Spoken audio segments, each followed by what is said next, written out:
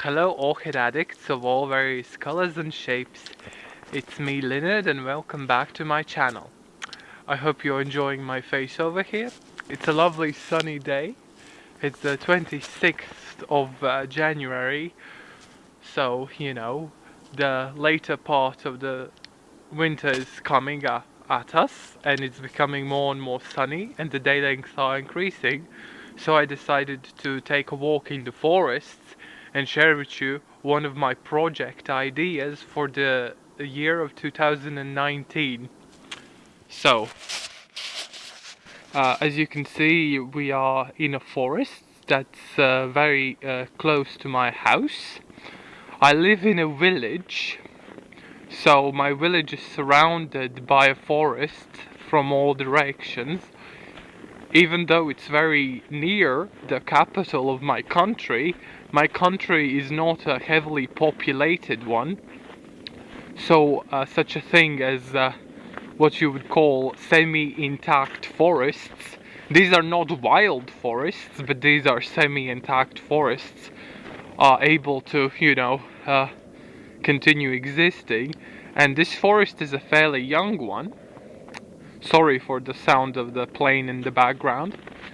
This forest is a young one, but that doesn't mean it's altered by humans.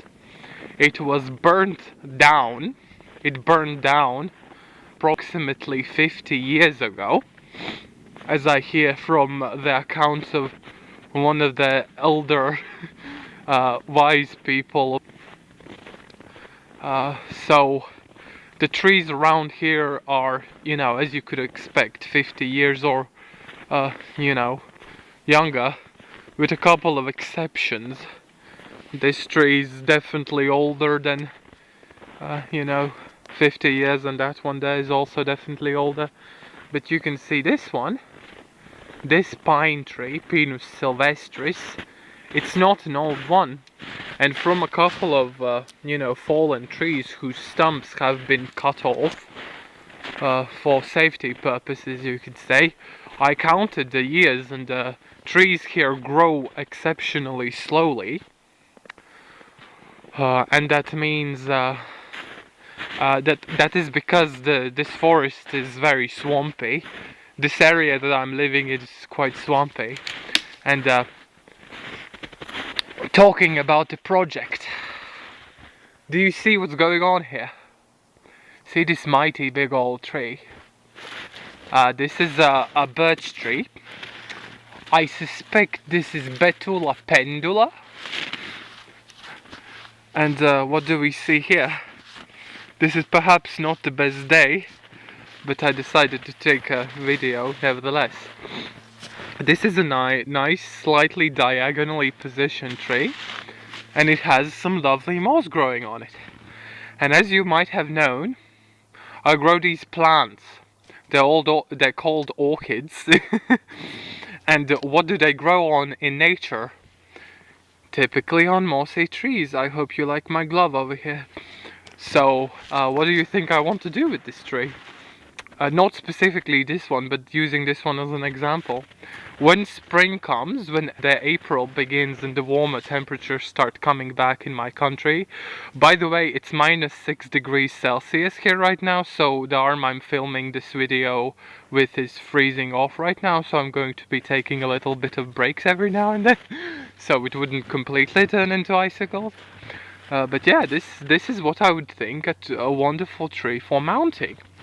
And in this video I'm going to talk about a little of the specifics of how I plan to do it and what type of orchids would be more suitable for mounting on the trees. Because I want to mount some orchids on trees in the middle of the forest during this next summer. And yeah, you can see the canopy of the trees is not particularly dense, but it's still very shadowed, so fairly vertical but still mossy mount, you could call it. So perhaps a phalaenopsis would fit really nice here. But this is not the best tree I have found in around my forest. So I'm gonna be right back showing you some other examples which I find quite fitting for this kind of an idea. So as you can see, this forest is tightly surrounded by houses, but this mighty pine tree which you're noticing here is truly worth that description. This forest which I'm walking through mainly has birches and pine trees growing in it, with a lot of smaller bushes, which I won't be able to call you in English, but I will perhaps be able to, tell you about them in Latin on a later time. I'm definitely going to make updates when, snow melts off and spring comes, because you can't mount orchids in the middle of winter, you can't do that. But yeah, this is a lovely forest, and what I'm particularly looking for are trees with a lot of horizontal surface, so it would serve as housing for the trees. Moss is also very desirable, and some quality light exposure is vital to certain type of orchids. Right now you can see there's a wide opening in the canopy. It's not a particularly dense forest, because pines are not very dense canopy to begin with, but this ain't so bad. But what I wanted to show you is this tree. This is the oldest tree in my surrounding neighborhood. I don't know how old it is, but coming closer to it, this is my hand. Okay. It takes two people like me to be able to, wrap my arms around it. So this tree is very impressive. I have no idea how old it is. I might make some, measurements of its age later along, because my education is within the field of biology, so I know a couple of methods you can, calculate things like this, but this is definitely very impressive. And as you can see, this pine tree has a very rough bark, and rough bark is very vital for the attachment of orchid roots.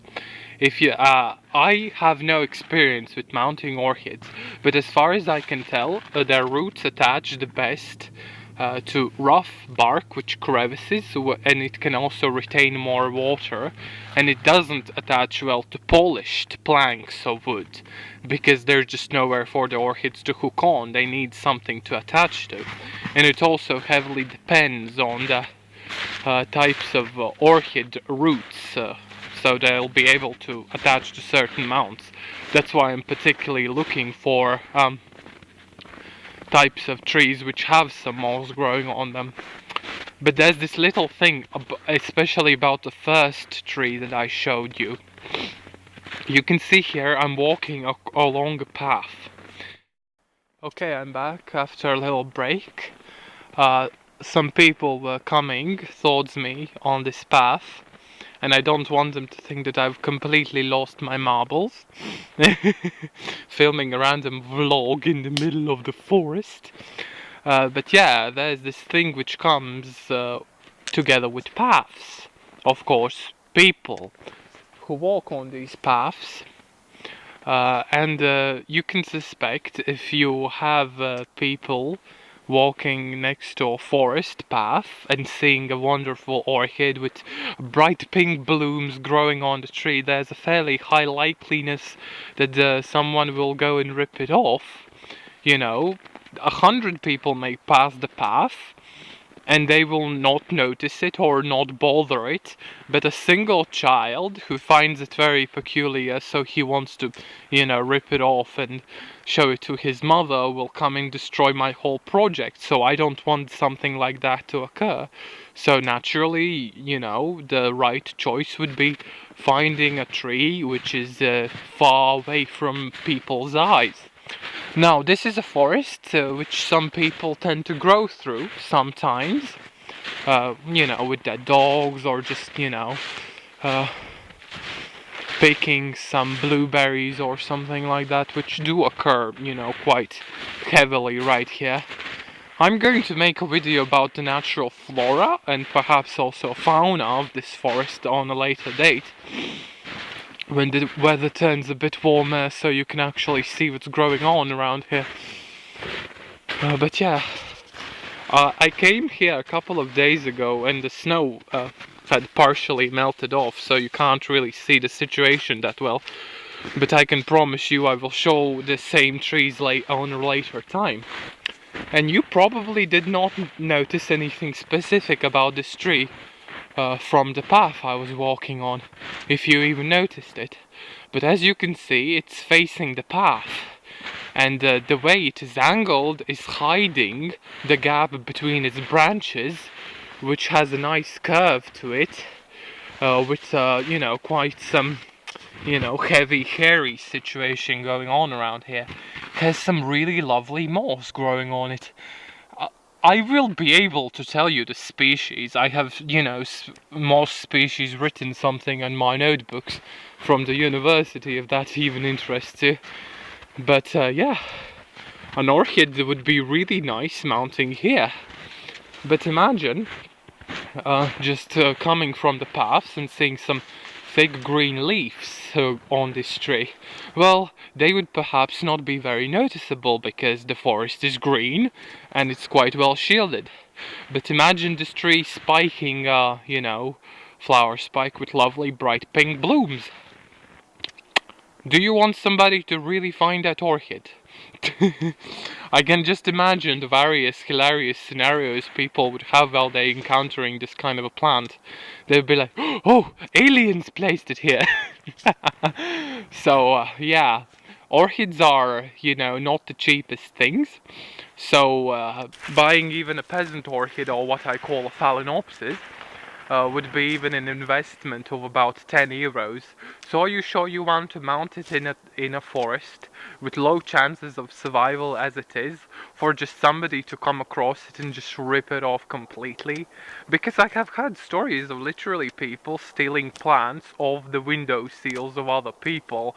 So the likeliness of them you know, ripping a random beautiful plant off in the middle of the forest is exceptionally high, even if I put a label next to it telling don't touch this, okay? But yeah, let's go on further.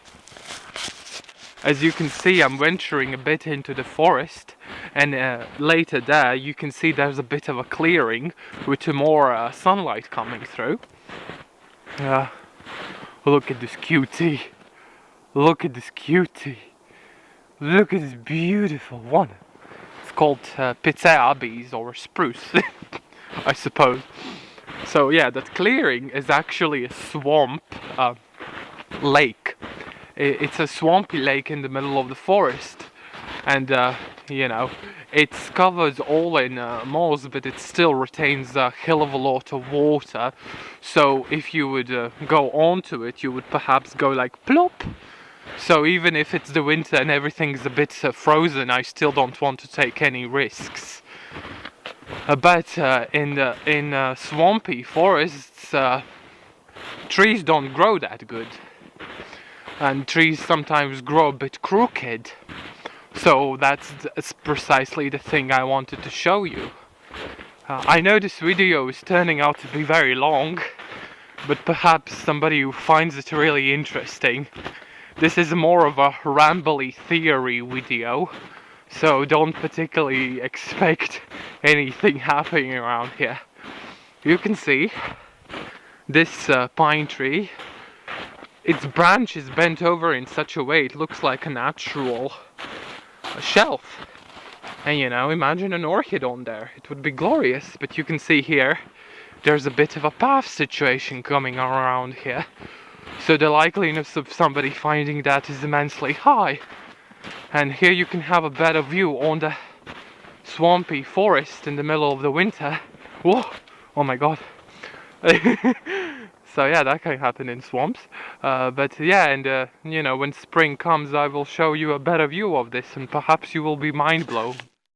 So, as you can see here, the trees are becoming, you know, less dense and smaller in size. So this part of the forest is becoming more and more swampy. So I can only imagine how it's going to look in the middle of the summer when it's going to be, well, as it is naturally. But here I'm showing you my first find. Look how beautiful the sunny day is, almost no clouds. So, what we got going on over here is a bit of a thick situation. This tree is what a person would conventionally look at and think of being quite an ugly. It even has a bit of a D going on around here. Yeah, but look at it. It has a nice curve here and a nice curve here. And you know me, I like my trees curvy. So imagine just mounting an orchid around here. One thing you will notice is that this tree has no bark. So perhaps a cattleya would do better. No doubt Phalaenopsis thick roots would fare quite well. A complex hybrid that is not summer blooming on a tree which does not have any moss growing on it.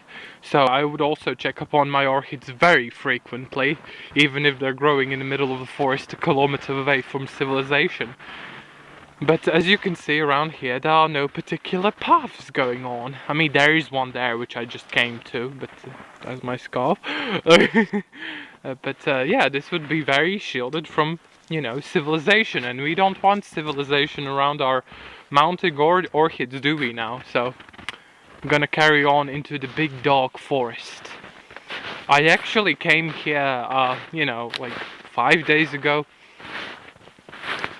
together with my dog, and my dog decided the snow is too much for him. So he was walking very slowly, so I actually had to put him on my arms and carry him through the forest, and I was not willing to stop, so I went through, you know, this part of the forest with him on my arms. Thankfully he's quite a small dog. If you have watched more of my videos, you might have already seen him. Unfortunately, the path that I took with my footsteps, unless this is the one, is harder to notice right now, once some fresh snow has fallen. But as you can see, there is not much to, you know, distance to travel, because we're already coming to the next bus stop. Which is a tree, of course. Look at this beauty. Look at this beauty. It's literally a shelf. Now look. Some lunatic 10 or 15 years ago came here and solved the top of this tree. Why? Nobody knows. He even doesn't know. But what I know is that the consequences of his nature violating actions in the middle of a swampy forest nobody cares about, of course, such a thing may occur. So this is literally heaven sent for me. And this right here would be the southern exposure, and this right here would be the western exposure. So this tree is angled in such a way it has a lot of southern exposure, and the tree canopy is a bit shielded, but not very dense, because these are all pine trees. They aren't going to get any much thicker than this, you know, denser, when summer comes. So the vantage point right here is very glorious and receives a lot of sunlight. So perhaps, really perhaps, you know, this would be an ideal place for mounting orchids. And it's also quite wide, so you could fit quite a few on it. You know, use your imagination, use some creativity. Even though the tree doesn't have any moss growing on it, it doesn't mean that you can't just find some moss and plop it on it, you know. But the growing season, the optimal growing season in my country would be for orchids outdoors at around the beginning of May until the end of September. So that's like what, 6 months. So if the growth cycle of an orchid takes more than 6 months, it won't do very well around here, because its roots will get attached to the bark, and they are going to be ripped off when I'm going to need to take the orchid off. And I'm absolutely going to need to take the orchid off, because no orchids who are epiphytic can survive minus 20 degrees, which sometimes happen in my country.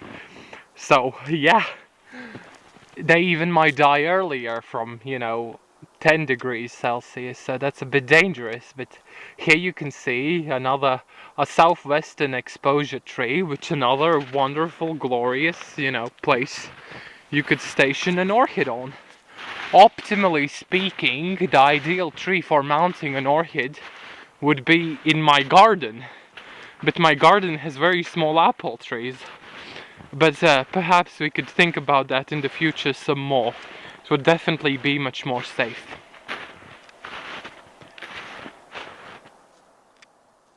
Do you see this? Do you see this epic beast of a pine tree with its bull-like horns? I came across this a couple of days ago, and this is the most pleasant surprise ever. Truly, if you're addicted to orchids, miracles will happen in your life. So, somebody saw this tree's heads off, and it grew some nice horns. It's like a bloody living shelf. Now it has a north and south exposure, or something along those lines. I don't have a compass with me, don't judge me. But it's currently around 1 p.m. and the sun is already a bit low. Well, it's always low in the winter, so yeah. But the day lengths in the summer are like 16 hours and the day lengths in the winter are around 7 hours, so calculate. An orchid would grow quite well mounted on a tree in my country, especially we don't really have really high temperatures, and the light in the forest would be very filtered, even though if the clearing is like this. Our Latvian sun is never really strong, that's why everybody here is pale like paper. But look at this. This is amazing. This is utterly beautiful. Now, honestly speaking, I really want to have a around 2 meters long tree, which I could position inside of my new in my new house, which is going to come after a little while. So this could perhaps be the ideal candidate, and I'm really considering this, together with my father, who knows a bit or two about, construction and stuff like that. Far more clever than me. I'm not a millennial, but anyway, so here's some food for thought. I'm going to be strolling my way back to, a bit more warm conditions, so I wouldn't have to be absolutely turning into a snowman. So look at this. This does not have any moss growing on it, but it has a bit of a lichen situation. You see these little things? Those are the flower spikes of lichen. Lichen does not have flower spikes, but these are the closest things. So yeah, greetings from Latvia. Thank you for watching this exceptionally long video. I hope you found this very enjoyable, and I hope you'll bear this kind of a project idea with me if you have the insanity to do something like that, which I do. So bye bye.